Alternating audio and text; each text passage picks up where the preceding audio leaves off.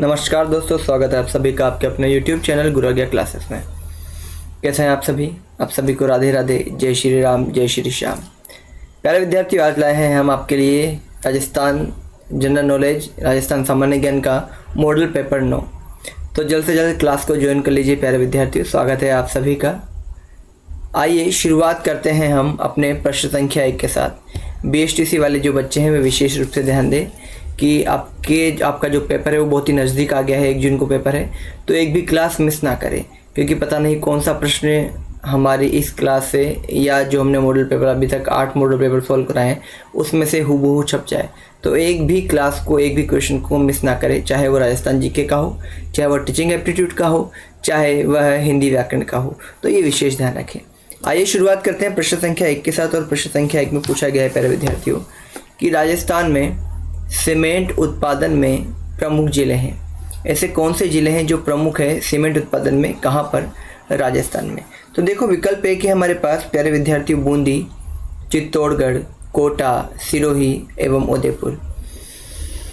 विकल्प 2 है चित्तौड़गढ़, उदयपुर, प्रतापगढ़ एवं बांसवाड़ा। सिरोही, कोटा, डूंगरपुर व बांसवाड़ा विकल्प सी है। और विकल्प 4 है कोटा, बूंदी, टोंक एवं भीलवाड़ा।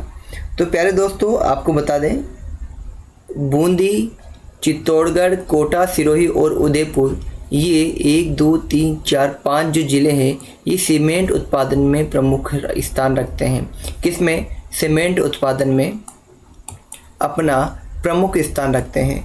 बात करें कि राज्य में प्रथम सीमेंट कारखाना है ना, प्रथम सीमेंट कारखाना कब लगा था? तो प्यारे विद्यार्थी 1913 में। प्रथम सीमेंट कारखाना 1913 में लगा था। कहाँ पर? राजस्थान में 1913 में लगा था। किसके द्वारा लगा था? ACC के द्वारा लगा था। और किस स्थान पर लगा था? तो इस स्थान का नाम है लाखेरी, जो कि कहाँ पर है? बूंदी में है। कहाँ पर है प्यारे विद्यार्थियों? बूंदी में स्थित है।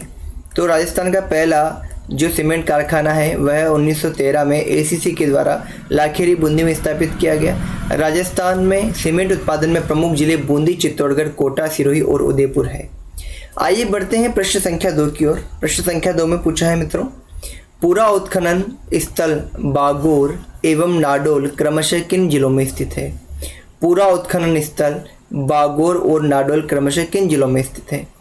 पाली और नागौर में, पाली और जालौर में, माफ़ कीजिएगा, बीकानेर एवं पाली में, भीलवाड़ा एवं पाली में, अलवर एवं भीलवाड़ा में। तो प्यारे विद्यार्थियों, कहाँ पर स्थित है बागोर और नाडोल? तो देखो, क्रमशः पूछा क्रम से, तो बागोर जो है वह तो हमारे कहाँ पर है? भीलवाड़ा में। बागोर कहाँ पर स्थित है प्यारे दोस्तों? भीलवाड़ा में, भीलवाड़ा में। और नाडोल जो है यह कहाँ पर है? पाली में स्थित है। कहाँ पर है प्यारे दोस्तों? पाली में स्थित है ना। और ये भीलवाड़े में कहाँ पर स्थित है बागोर, आपको पता है क्या? कोठारी नदी के नज़दीक स्थित है। कहाँ पर है? कोठारी नदी के समीप स्थित है ना। इसका उत्खनन कार्य, उत्खनन कौन सी? बागोर का जो उत्खनन है प्यारे विद्यार्थियों वह 1967 से 1969 के मध्य किया गया। 1967 से 1969 के मध्य इसका उत्खनन किया गया।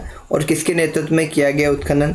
डॉक्टर वीरेंद्र नाथ मिश्र के, है ना, डॉक्टर वीरेंद्र नाथ मिश्र के नेतृत्व में किया गया। ठीक है। यहाँ क्या मिले हैं? प्राचीन भारत के, है ना, पशुपालन के अवशेष मिले हैं। क्या मिले हैं? पशुपालन के अवशेष मिले हैं। पशुपालन के अवशेष यहाँ पर मिले हैं। ठीक है। ये मुख्य बातें हैं जो ध्यान रखनी है, क्योंकि सत्य कथन में ऐसे प्रश्न आते हैं। और बात करें तो भारत का सबसे संपन्न पाषाणी कह सकती हो, पाषाणी है ना, भारत का सबसे पाषाणी सभ्यता स्थल है। नाडोल की बात करें तो नाडोल पाली में स्थित है ना। और इसका उत्खनन कार्य किसने किया? HWK गौरिक, है ना। उत्खनन किसका? उत्खनन नाडोल का किसने किया है प्यारे विद्यार्थियों? HW, है ना। HW आपका होमवर्क जो है ना, के गौरिक, HWK गौरिक के द्वारा इसका उत्खनन किया गया है। कब तक किया गया इसका उत्खनन? 1883 से 1884 के मध्य। ठीक है, इसका उत्खनन किया गया है। बढ़ते हैं अपने अगले प्रश्न संख्या 3 की ओर। प्रश्न संख्या 3 में पूछा गया है कि अलाउद्दीन खिलजी की निम्नांकित विजयों को काल क्रमानुसार व्यवस्थित कीजिए। यानी कि पहले किसको जीता, उसके बाद किसको, क्रमशः, है ना, काल क्रम के अनुसार। तो रणथंभौर, जालोर, चित्तौड़ और सिवाना, है ना, इनको किस हिसाब से जीता। तो देखो सबसे पहले जीता है इन्होंने, किसको जीता है प्यारे विद्यार्थियों, रणथंभौर को। किसको जीता है, रणथंभौर को जीता है, रणथंभौर, थंभौर, ठीक है, रणथंभौर के।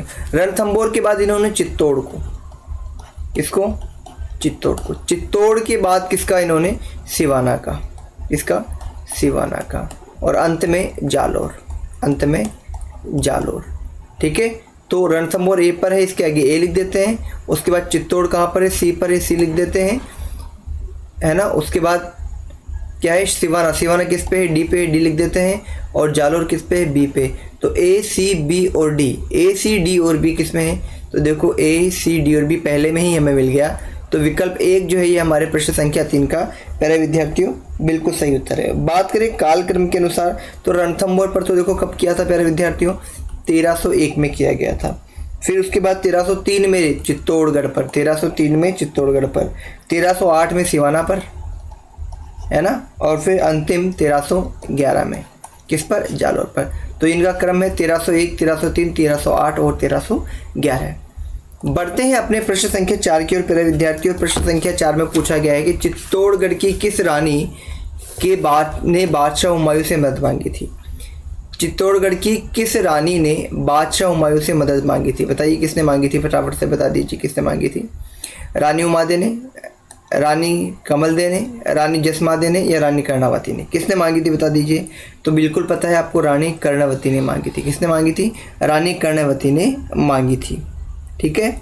और किसने आक्रमण किया था, बहादुर शाह ने। किसने, गुजरात के सुल्तान बहादुर शाह ने चित्तौड़गढ़ पर आक्रमण किया था। और इस संकट से उबरने के लिए रानी ने क्या किया था, बादशाह हुमायूं से क्या की थी, मदद मांगी थी। और क्या भेज कर के, राखी भेज कर। लेकिन हुमायूं ने क्या की, सहायता नहीं की, सहायता नहीं की, नहीं की, ठीक है। बढ़ते हैं अगले प्रश्न संख्या 5 की ओर। और प्रश्न संख्या 5 में पूछा गया दोस्तों कि सवाई जयसिंह द्वारा निर्मित वेधशालाएं, जंतर मंतर निम्न में से किस शहर में नहीं है। नहीं है पूछा भाई, है ना, किस में नहीं है। तो देखो भाई, दिल्ली में है, मथुरा में है, उज्जैन में है, लेकिन भोपाल में जंतर मंतर यानी वेधशाला नहीं। तो विकल्प 4 सही उत्तर होगा, है ना। सवाई जयसिंह का कार्यकाल कितना रहा है, आपको पता है कि सवाई जयसिंह का कार्यकाल कितना रहा है, 1700 से 1773 तक। कितना, 1700 से 1773 तक, है ना। और ये जो वेधशालाएं थी क्या थी प्यारे विद्यार्थियों, ज्योतिष और नक्षत्रों की जानकारी प्राप्त करने के लिए थी, है ना। कुल कितनी वेधशालाओं का निर्माण किया उन्होंने, 5 वेधशालाओं का। कितने का, 5 वेधशालाओं का। और ये पांचों ही क्या है, विश्व धरोहर सूची में शामिल है, विश्व धरोहर सूची में शामिल है। बढ़ते हैं अगली प्रश्न संख्या 6 की ओर। और प्रश्न संख्या 6 में पूछा है दोस्तों कि निम्नलिखित में गलत तथ्य को पहचानिए। गलत तथ्य को पहचानना है। पहला कथन है आपके पास कि खातौली के युद्ध 1517 में राणा सांगा ने इब्राहिम लोदी को परास्त किया था। तो भाई ये तो बिल्कुल सही है, खातौली का युद्ध राणा सांगा और इब्राहिम लोदी के मध्य हुआ था। और इब्राहिम लोदी को परास्त किया था किन्होंने, राणा सांगा ने। बढ़ते हैं, हल्दीघाटी का युद्ध 18 जून 1576 के दिन हुआ था, बिल्कुल सही है। गिरी सुमेल का युद्ध 1544 ईस्वी में मारवाड़ के राव चंद्रसेन और शेरशाह सूरी के मध्य हुआ था। तो देखो प्यारे विद्यार्थियों, गिरी सुमेल का जो युद्ध है वह राजा मालदेव, कौन से, मारवाड़ के राजा मालदेव, चंद्रसेन नहीं, राजा मालदेव और शेरशाह सूरी के मध्य हुआ था। तो यहाँ पर कौन होगा, मारवाड़ का शासक कौन था, मालदेव। कौन था, मालदेव। तो यहाँ पर ये क्या है, आपका कथन गलत हो गया। तो विकल्प 3 हमारा सही उत्तर होगा। चौथे विकल्प को पढ़ते कि तुंगा का युद्ध जुलाई 1787 में हुआ था, ये बिल्कुल सही है। तो विकल्प 3 जो है ये हमारे प्रश्न संख्या 6 का सही उत्तर है। बढ़ते हैं प्रश्न संख्या 7 की ओर। और प्रश्न संख्या 7 में पूछा गया है प्यारे दोस्तों, निम्न में से कौन टोंक मुस्लिम रियासत का संस्थापक था। टोंक मुस्लिम रियासत का संस्थापक कौन था भाई, अमीर खां पिंडारी था, गुलाब खां कायम खानी था, नवाब मोहम्मद शाह था या हसन खां मेवाती था।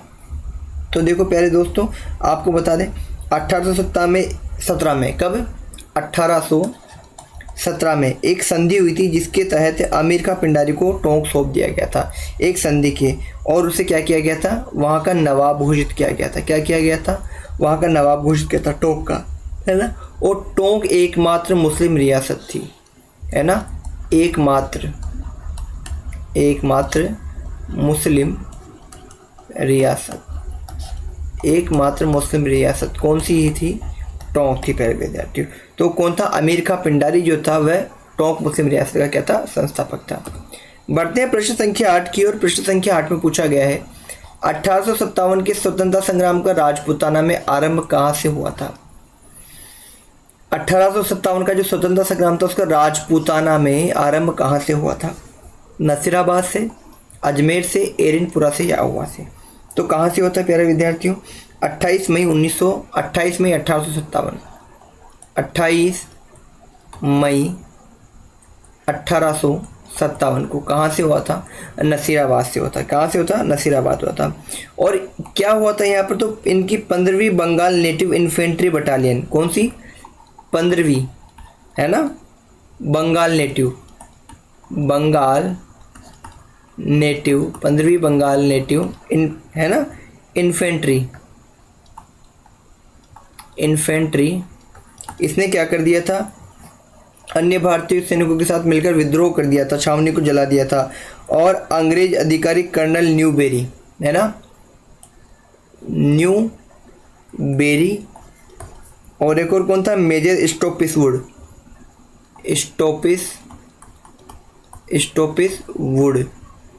इनको क्या कर दिया था, मार दिया था। और फिर दिल्ली की ओर निकल गए थे। कहाँ निकल गए थे, दिल्ली की ओर निकल गए थे। तो राजपूताना में आरंभ कहाँ हुआ, 28 मई 1857 को नसीराबाद छावनी से हुआ, जहाँ 15वीं बंगाल नेटिव इन्फेंट्री ने न्यूबेरी और आपके स्टोपिसवुड इन दोनों की क्या कर दी, हत्या कर दी। बढ़ते हैं प्रश्न संख्या 9 की ओर। प्रश्न संख्या 9 में पूछा गया दोस्तों कि साधु सीताराम दास किस कृषक आंदोलन से संबंधित था। साधु सीताराम दास किस कृषक आंदोलन से, बिजोलिया से, शेखावटी से, सीकर से या बूंदी से।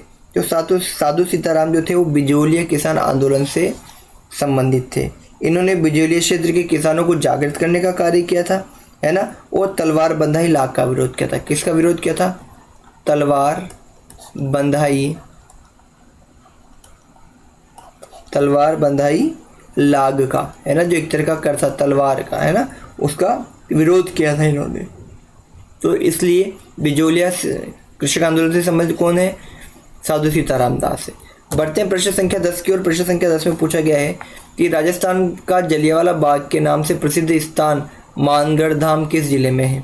भाई जलियांवाला बाग कांड हुआ था, वैसे ही एक और कांड हुआ था राजस्थान में, मानगढ़ धाम, तो वह किस जिले में स्थित है, उदयपुर में है, बांसवाड़ा में है, बीकानेर में है या जोधपुर में है। तो मानगढ़ धाम प्यारे दोस्तों कहाँ पर है, आपके बांसवाड़ा के अंदर स्थित है। और यहाँ पर 17 नवंबर 1913 को, बड़े ध्यान से देखिए इतिहास को, 17 नवंबर 1913 को गुरु गोविंद गिरी, किसने, गुरु गोविंद गिरी, ठीक है, इनके नेतृत्व में संप सभा, कौन सी सभा का, संप सभा का आयोजन हुआ था, ठीक है, जिसमें आदिवासियों ने भाग लिया था। और इसमें 1500 से अधिक, अंग्रेजों ने क्या किया, सबको घेर लिया, घेर करके गोलियां शुरू कर दी। तो 1500 से अधिक आदिवासी क्या हुए थे, 1500 से अधिक आदिवासी क्या हुए थे, शहीद हो गए थे, आदिवासी शहीद हो गए थे, है ना।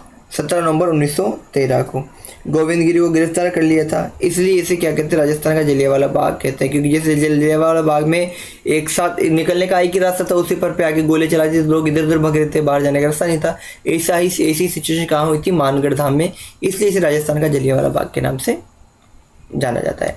प्रश्न संख्या 11 देखो प्यारे विद्यार्थियों, गौतमेश्वर धाम किस जिले में स्थित है।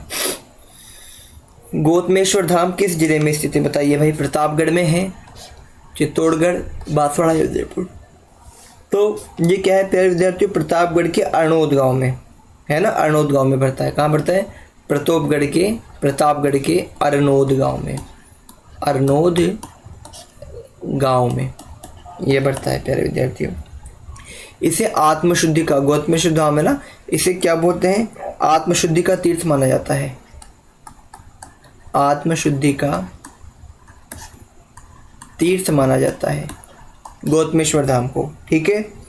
और मीणा समाज के जो लोग हैं ना, वो अपने जो इनके जो कुल देवता है, मीणा समाज के कुल देवता कौन है, कुल देवता कौन है बताइए फटाफट से, कौन होंगे, गौतम गुहा। कौन, गौतम गुहा,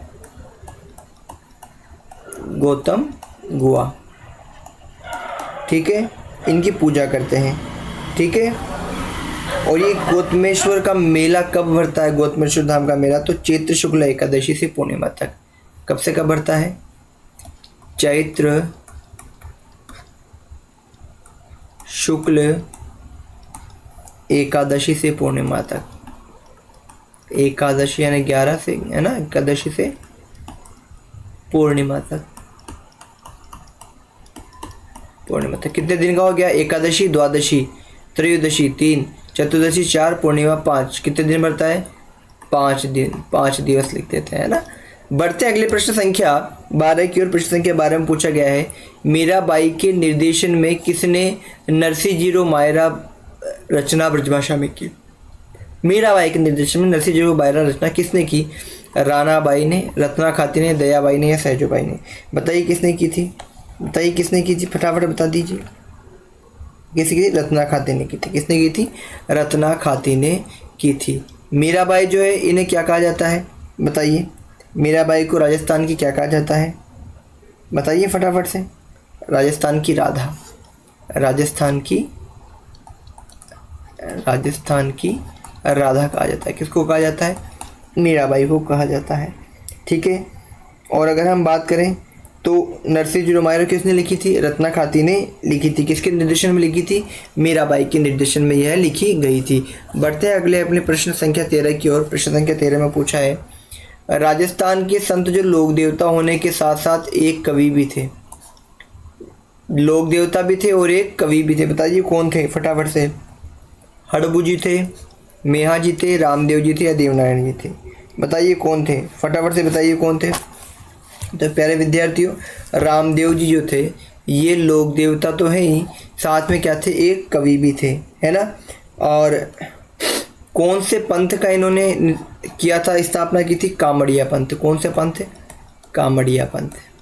तो कामड़िया पंथ के जनक भी कौन थे, संस्थापक भी कौन थे, रामदेव जी थे। ठीक है। इन्हें विष्णु का अवतार भी माना जाता है। क्या माना जाता है प्यारे दोस्तों, विष्णु का अवतार भी माना जाता है। किसको, रामदेव जी को विष्णु का अवतार माना जाता है। मुस्लिम धर्म के लोग इन्हें, मुस्लिम लोग इन्हें क्या कहा जाते हैं, क्या कहते हैं, रामसा पीर। क्या कहते हैं, रामसा पीर इन्हें कहते हैं। ठीक है प्यारे दोस्तों। मेला कब लगता है, भाद्रपद शुक्ल द्वितीया से। मेला भाद्रपद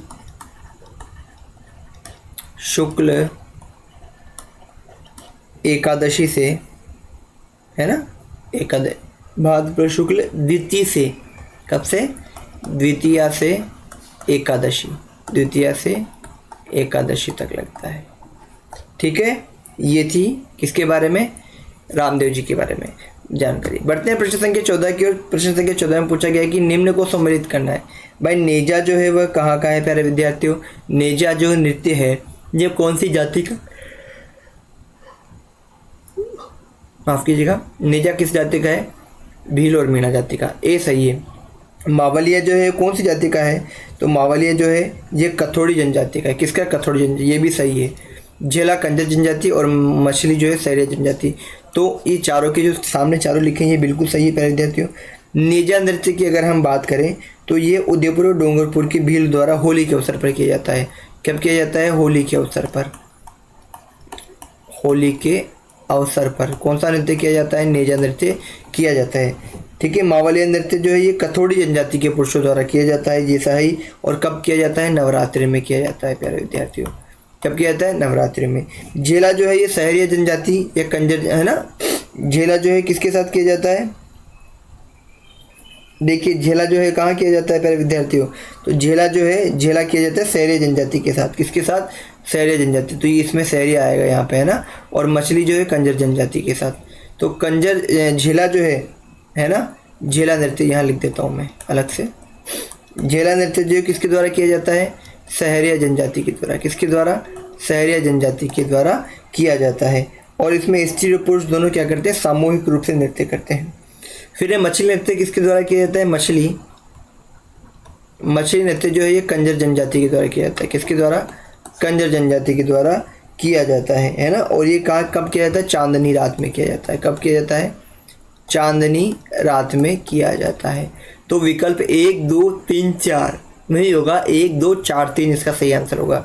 क्या हो गया प्यारे विद्यार्थियों? 1 2 4 और 3 प्रश्न संख्या 14 का सही उत्तर है। बढ़ते हैं प्रश्न संख्या, बिल्कुल ये रहा, देखो आ गया। क्या दिया था हमने? 1 2 4 3, ये वाला बिल्कुल सही विकल्प है।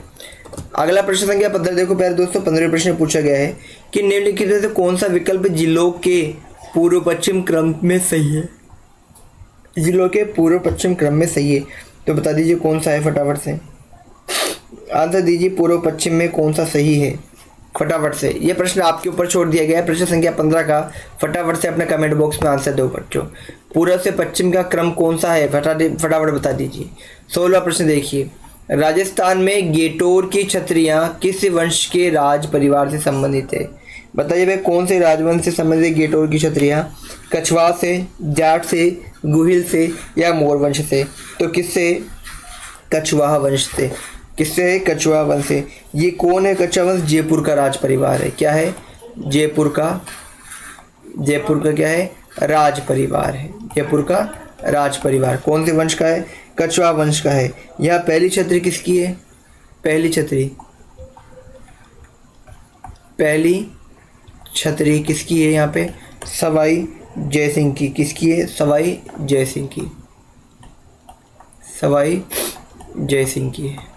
ठीक है प्यारे दोस्तों, बढ़ते हैं अगले प्रश्न संख्या 17 की और 17 प्रश्न पूछा है, निम्न में कौन सम्मिलित नहीं है? बताओ भाई, निम्न में कौन सम्मिलित नहीं है? मेसा का पठार चित्तौड़गढ़ में, ये सम्मिलित नहीं है क्या? हाड़ौती का पठार कोटाबारा में, ये सही नहीं है क्या? ऊपर माल का पठार बांसवाड़ा में, उड़िया का पठार सिरोही में। तो देखो ऊपर माल का जो पठार है प्यारे विद्यार्थियों, वह कहाँ है? चित्तौड़ के भेसरोडगढ़ से। कहाँ से? भेसरोडगढ़ से, ये पता ही होगा आपको। भेसरोडगढ़ से कहाँ से कहाँ तक है? भीलवाड़ा के बिजोलिया तक। कहाँ तक? भीलवाड़ा के बिजोलिया तक क्या है? फैला हुआ है। तो विकल्प 3 जो है ये प्रश्न संख्या 17 का सही उत्तर है। बढ़ते हैं प्रश्न संख्या 18 की और 18वें प्रश्न पूछा कि निम्न को सम्मिलित कीजिए। भाई मिलाना है फसल और इसका स्थान। संतरा सबसे ज़्यादा कहाँ होता है प्यारे दोस्तों? बता दीजिए फटाफट। संतरा होता है बिल्कुल झालावाड़ में। कहाँ होता है प्यारे दोस्तों? संतरा सबसे ज़्यादा झालावाड़ में होता है, तो ये सही है। कपास की बात करें तो कपास सबसे ज़्यादा कहाँ पर होती है? हनुमानगढ़ में। कहाँ पर होती है प्यारे विद्यार्थियों? हनुमानगढ़ में। तो देखो भाई, पहले में तो ए के अंदर तो आएगा 1, बी की अगर हम बात करें तो आएगा 3, बी में क्या आएगा? 3 आ जाएगा। अब बात करें सी सोयाबीन की, तो सोयाबीन सबसे ज़्यादा कहाँ होता है प्यारे दोस्तों? कोटाबारा में। कहाँ पर होता है? कोटाबारा में। तो विकल्प 2 जो है इसका आंसर आएगा। और बात करते हैं विकल्प डी की, तो प्यारे विद्यार्थी डी में है गेहूँ। तो गेहूँ तो कहाँ है हमारे? बता दो फटाफट से। गंगानगर में, तो 4 है। तो 1 3 2 और 4, 1 3 2 और 4 देखते हैं कहाँ पर है। 1 3 2 और 4, 1 3 2 और 4 ये रहा। तो ये हमारा बिल्कुल सही उत्तर है प्यारे दोस्तों। बढ़ते प्रश्न संख्या 19 की और 19वें प्रश्न में पूछा है प्यारे दोस्तों, मंगला भाग्यम शक्ति एवं ऐश्वर्या है। क्या है ये? किसी के नाम है क्या? मंगला भाग्यम शक्ति एवं ऐश्वर्या। अनुसूचित जाति की बालिकाओं के उत्थान के लिए 3 योजनाएं चलाई गई है, वो है बाड़मेर सांचौर बेसिन में खोजे गए तेल के क्षेत्र हैं क्या? बताइए, तेल के क्षेत्र हैं? तो बिल्कुल सही है। मंगला भाग्यम शक्ति एवं ऐश्वर्या बाड़मेर सांचौर बेसिन में खोजे गए, है ना, तेल के क्षेत्र है। क्या है? तेल के क्षेत्र हैं। तो विकल्प 2 जो है हमारे प्रश्न संख्या 19 का सही उत्तर है। निजी 3 क्षेत्र में सब विश्वविद्यालय नहीं, है ना, माफ कीजिएगा। रामगढ़ पावर प्लांट को आपूर्ति करने के लिए जैसलमेर से प्राकृतिक गैस उत्पादन करना है। ये भी गलत है, ये भी गलत है, ये भी गलत है, और विकल्प 2 जो है ये हमारे प्रश्न संख्या 19 का बिल्कुल सही उत्तर है। बढ़ते हैं अगले प्रश्न संख्या 20 की ओर। आकल जैसलमेर जिससे संबंधित है वह है। आकल किससे संबंधित है बताओ भाई? जस्ता से। किससे संबंधित है आकल? फटाफट से बता दो मेरे को आंसर। जस्ता खनन से है, यूरेनियम खनन से है, मैग्नीज खनन से है, या काष्ठ जीवाश्म उद्यान है? तो आकल जैसलमेर जो ये क्या है? काष्ठ जीवाश्म उद्यान है। क्या है? काष्ठ जीवाश्म उद्यान। आकल गांव में जीवाश्म काष्ठ पार्क बनाया गया है। ये कितने 21 हेक्टेयर में, 21 हेक्टेयर क्षेत्रफल में क्या है? फैला हुआ है ना? ठीक है। और यहाँ के 18 करोड़ वर्ष पहले के, 18 करोड़ वर्ष पहले की क्या है? सागरीय जीवाश्म, सागरीय जीवाश्म यहाँ पर पाए जाते हैं। ठीक है मेरे विद्यार्थियों। बढ़ते अगले प्रश्न संख्या 21 की ओर। प्रश्न संख्या 21 में देखो, राजस्थान में शीतकाल में होने वाली वर्षा यानी जिसको मावट कहते हैं किन कारणों से होती है? बताइए किन कारणों से होती है प्यारे दोस्तों, फटाफट से बता दो। है दक्षिण पश्चिमी मानसूनी हवाओं की वजह से, पश्चिमी विक्षोभ के कारण होती है, पछुआ हवाओं के कारण, या हिमालय से टकराकर वापस लौटने वाली? तो प्यारे दोस्तों जो मावट राजस्थान में होती है वो क्यों होती है? पश्चिमी विक्षोभ के कारण। ये कब होती है? शीतकालीन सर्दी में। सर्दी में जो बारिश होती है उसको मावट कहते हैं, और ये पश्चिमी विक्षोभ के कारण होती है। ठीक है। बढ़ते हैं प्रश्न संख्या 22 की ओर कि आना सागर झील का निर्माण किसने करवाया? किसने करवाया? पृथ्वीराज, अर्णोराज, राज सिंह या जय सिंह? बता दीजिए फटाफट प्रश्न संख्या 22 का उत्तर क्या होगा? तो बिल्कुल किसने किया था? आना सागर झील का निर्माण किसने किया था? अर्णोराज ने किया था। किसने किया था? अर्णोराज ने किया था। बढ़ते हैं प्रश्न संख्या 23 की ओर। प्रश्न संख्या 23 में कि जनगणना 2011 के अनुसार राजस्थान में जनसंख्या का घनत्व कितना है? बता दो भाई फटाफट। राजस्थान में जनसंख्या का घनत्व कितना है? 165 प्रति व्यक्ति वर्ग किलोमीटर, 64 व्यक्ति प्रति वर्ग किलोमीटर, 200 व्यक्ति, या उपयुक्त में से कोई नहीं? तो प्यारे विद्यार्थियों क्या है? 200 व्यक्ति प्रति वर्ग किलोमीटर 2011 की जनगणना के अनुसार राजस्थान का जनसंख्या घनत्व है, अर्थात 1 किलोमीटर में लगभग 200 व्यक्ति। बढ़ते हैं प्रश्न संख्या 14 की ओर। 2011 की जनगणना के अनुसार राज्य की महिला साक्षरता दर कितनी है? बताओगे महिला साक्षरता दर कितनी है 2011 की जनगणना के अनुसार? 52.66। कितनी है प्यारे दोस्तों? 52.66 महिला साक्षरता दर है वर्ष 2011 की जनगणना के अनुसार। नोट कर लीजिएगा इसको। प्रश्न संख्या 25 देखो प्यारे दोस्तों, सुवटिया लोकगीत का संबंध किससे है? सुवटिया लोकगीत का संबंध किससे? गरासिया से, सती स्त्री से, वीरांगना से, या भील स्त्री से? तो देखो प्यारे विद्यार्थियों ये सुवाटिया लोकगीत है। सुवाटिया क्या है? एक लोकगीत है जो भीलनी स्त्री द्वारा अपने पति के लिए संदेश के रूप में गाया जाता है। किसके लिए? भील स्त्री द्वारा, है ना? तो भील स्त्री द्वारा पति को संदेश हेतु, पति को संदेश हेतु भेजा जाता है सुवटिया लोकगीत। तो विकल्प 4 प्रश्न संख्या 25 का सही उत्तर है। 26वां प्रश्न देखो प्यारे दोस्तों, भीलों का प्रसिद्ध लोकगीत जिसे स्त्री पुरुष साथ मिलकर गाते हैं क्या कहलाता है? सुवलिया, झोरावा, सुपनाया, हमसीडो? बताइए कौन सा है? तो कौन सा होगा? हमसीडो होगा। क्या होगा? हमसीडो होगा, है ना? ये स्त्री पुरुषों दोनों के द्वारा क्या है प्यारे दोस्तों? मिलकर गाया जाता है। किसके द्वारा? स्त्री और पुरुषों के दोनों के द्वारा क्या है? ये मिलकर के गाया जाता है। भीलों का क्या है? ये प्रसिद्ध लोकगीत है जिसे स्त्री और पुरुष दोनों साथ मिलकर गाते हैं। बढ़ते हैं अगले प्रश्न संख्या 27 की ओर। 27वें प्रश्न पूछा है कि राजस्थान के लोक नृत्य एवं उसके प्रचलन क्षेत्र के संबंध में कौन सा युग्म सही नहीं है पूछा है। ये ध्यान रखना भाई, नहीं है पूछा है। तो गिदड़ नृत्य जो है शेखावटी में होता है क्या? बिल्कुल सही है ये तो आंसर। डोल नृत्य जालोर के अंदर फेमस है क्या? बिल्कुल सही है। बमरसिया नृत्य बीकानेर में है क्या? बताइए बताइए फटाफट से। बमरसिया नृत्य कहाँ पर है? कहाँ का है ये? अलवर और भरतपुर। कहाँ का है ये? अलवर और भरतपुर का है। अलवर और भरतपुर की तरफ का यह क्या है? बमरसिया नृत्य है, बीकानेर का नहीं है। असंगत पूछा तो विकल्प 3 जो है हमारे प्रश्न संख्या 27 का सही उत्तर है। 28वां प्रश्न देखो प्यारे दोस्तों, 4 बेत जो राजस्थान की प्रचलित लोक गायन शैली है कहाँ की प्रसिद्ध है? 4 बेत राजस्थान की प्रचलित लोक गायन शैली कहाँ की प्रसिद्ध है? जैसलमेर की, टोंक की, बांसवाड़ा की या श्रीगंगानगर की? कहाँ की प्यारे विद्यार्थियों? टोंक की है। विकल्प बी जो है यह प्रश्न संख्या 28 का बिल्कुल सही उत्तर है। बढ़ते हैं प्रश्न संख्या 29 की ओर कि नागौर में किस सूफी संत की मजार है? बताओ भाई। शेख हमीमुद्दीन, निजामुद्दीन औलिया, ख्वाजा मोइनुद्दीन चिश्ती या ख्वाजा कुतुबुद्दीन ऐबक? बताइए किसकी है? तो शेख हमीमुद्दीन की नागौर में क्या है? मजार है। क्या है? सूफी संत शेख हमीमुद्दीन की मजार है। आज का अंतिम प्रश्न प्यारे विद्यार्थियों, गांव गांव खेजड़ी गांव गांव गोगो कहावत में जिस संत का संबोधन है वे किस जिले में जन्मे हैं? बताइए। तो देखो गोगा जी का इसमें क्या हुआ है? गोगा जी का क्या किया? संबोधन किया गया है।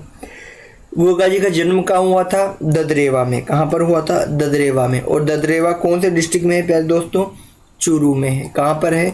चूरू में है। चूरू के अंदर है। तो विकल्प 3 जो है ये प्रश्न संख्या 30 का क्या है प्यारे विद्यार्थियों? बिल्कुल सही उत्तर है। और ये किसके देवता माने जाते हैं? सर्पों के देवता। किसके देवता? सर्पों के देवता माने जाते हैं। तो प्यारे दोस्तों आज का मॉडल पेपर आपको कैसा लगा? पूरी उम्मीद है हमने बहुत अच्छे प्रश्नों का संग्रह किया, आपके लिए बहुत मेहनत की है। तो क्लास पूरी देखिए, अगर आप बाद में भी देख रहे हैं तो पूरी क्लास देखिए, चैनल को लाइक कीजिए, सब्सक्राइब कीजिए और बेल आइकन पर क्लिक कीजिए। प्यारे दोस्तों मिलते हैं अपने अगले पेपर के साथ, तब तक के लिए सभी विद्यार्थियों को बड़े प्रेम से, बड़े सम्मान से राधे राधे, जय श्री राम, जय श्री श्याम, भारत माता की जय। खूब आगे बढ़िए, स्वस्थ रहिए, मस्त रहिए, प्रसन्न रहिए। धन्यवाद दोस्तों।